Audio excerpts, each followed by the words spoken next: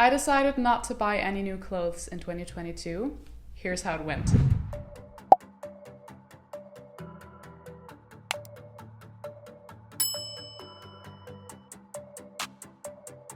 Back in 2021, I decided to try a so-called fashion-focused low-buy challenge under the hashtag 2020 We Have Plenty. The challenge itself actually went okay, but by the end of the year, I remember being quite shocked of how many pieces ended up finding their way to my wardrobe anyway. It became a total of 26 new items, which adds up to around 2 new pieces of clothing per month. And I remember feeling a little bit overwhelmed by that because I didn't feel like I was buying anything really. As I wrote in my reflection post by the end of the year, looking at the year as a whole, I probably didn't feel that it was that much. But when I started tracking my purchases and writing them down at the end of the year, it dawned on me that this might just be part of the problem. This lack of realization, or at least lacking a sense of when enough is enough. After coming to that conclusion, I decided to take the challenge one step further. I decided to pursue not buying any new clothes at all in 2022.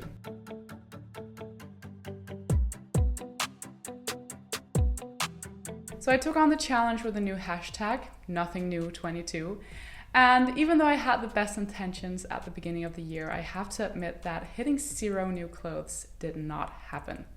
Regardless of whether you cultivate personal style and fashion as a way of expressing yourself, or you simply put on clothes on your body for the sake of functionality, life is not static and you still make that choice. And the things that happen in your life will undeniably bring new requirements for the clothes that you have in your wardrobe. So your body, your lifestyle, even your taste changes throughout life. And I've simply made peace with the fact that it's okay. Fashion and style is fantastic. It's something I love, and I'm determined to find the methods where I can combine my passion for style with sustainability. Not buying clothes at all was just not a solution I'd be able to sustain in the long run.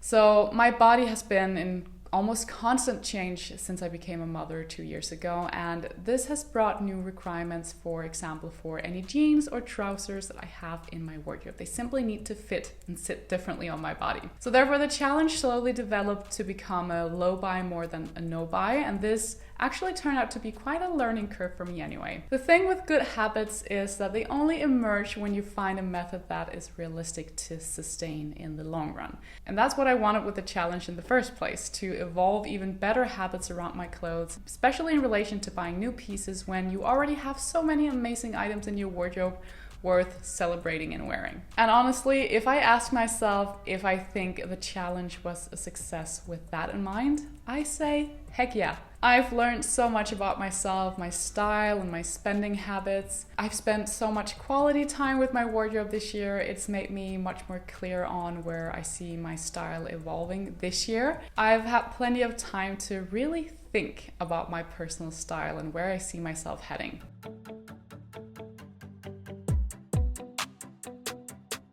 So in 2022, I ended up buying 12 pieces of clothing, most of which were actually replacements for old clothes that I already had, either something that was worn out or something I could no longer fit, like for example, some of my jeans. If you want a closer look at what exactly I bought, you can head on over to my blog, which I will link down below for you. So I listed all of the items in the blog post version of this video. Anyway, it's less than half of what I bought last year, so in 2021. And I'm actually really proud of myself. Even though it didn't end up being 0 pieces of new clothing, I took the challenge that step further. I managed to reduce my consumption even further simply by actively deciding to spend more quality time with my existing wardrobe, style it in new ways, fall in love with old favorites, repair it, take care of it when needed, and still feel like the most well-dressed version of myself that I possibly could. So like the year before, I have of course had a few individual brand collaborations or sponsorships, for example here on YouTube, but even these have been at an absolute minimum in 2022.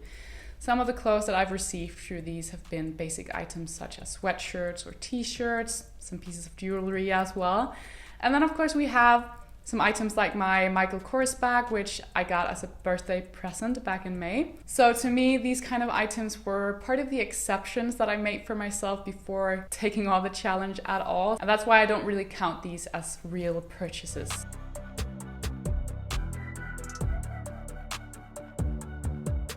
As mentioned before, I've had so much time to really think about where I want to go with my wardrobe and my style this year, and that's perhaps one of the most important things that I learned through the challenge. Giving myself more time to really think before buying anything new for my wardrobe. Many may prescribe a reflection period of a few weeks or just a few months, but there have actually been things that I've written on my wish list at the beginning of 2022 that I ended up deleting anyway here in 2023. Because something you fall in love with in that moment may not turn out to be quite right after all, and that is often the situation you're left with after an impulse purchase, which perhaps should never have been made in the first place.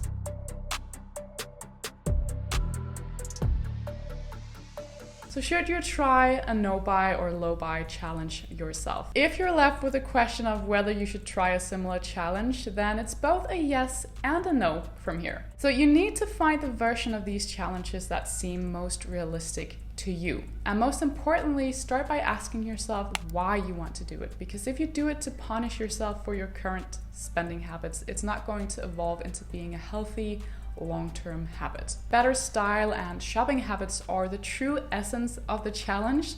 So you might end up in a burnout before you even get started. So if you've given it a shot with these kinds of challenges and you kind of feel like you're failing time and time again, I just want to send some good energy in your direction. You're doing the best you can and you should be proud of yourself for even trying. And maybe a complete shopping ban is just not right for you. Maybe there are other methods on the road to better, more conscious style habits that work better for you, and that's okay. So before you throw yourself into a low buy, perhaps again, find out what your success criteria are. Is it to buy less new clothes and maybe shop more secondhand, spend more time with your current wardrobe, make peace with yourself and your style and maybe even your body, make better, more considered choices when buying new clothes? So set goals that are realistic for you. My good friend and YouTube colleague, Christina Michas, for example, is running a no-buy January this year, and that might be a more gentle way to get started. So I honestly couldn't have asked for more in terms of nothing new 22 when I look back, even though it didn't result in 0 pieces of new clothing, and even though I honestly felt a little bit burned out, especially towards the end of the year, mostly because I'm longing to inject more colors into my wardrobe. I learned so much about myself and my consumption, and that in itself has great value to me. And I'm definitely convinced that I will take everything I've learned with me going forward and that I can actively use it to become a better consumer. Not just of clothing and fashion actually, but in general. So if you want to hear more about where I see my style developing going forward, and especially this year, then I will link a video down below, but also right here that you can go watch. One thing I'll definitely try when curating my wish list for this year is to limit myself to around 10 to 12 new items for my wardrobe, depending on what life brings, of course. So let me hear from you guys. Did you take part in the challenge and how did it go? I would love to know. As always, thank you guys so much for watching. Thank you so much for your support. If you like this video, don't forget to leave a thumbs up and subscribe to my channel as well. I would love to have you around. And I'm super excited for 2023. I hope you're all doing well, and I will see you very soon with another video. Bye guys.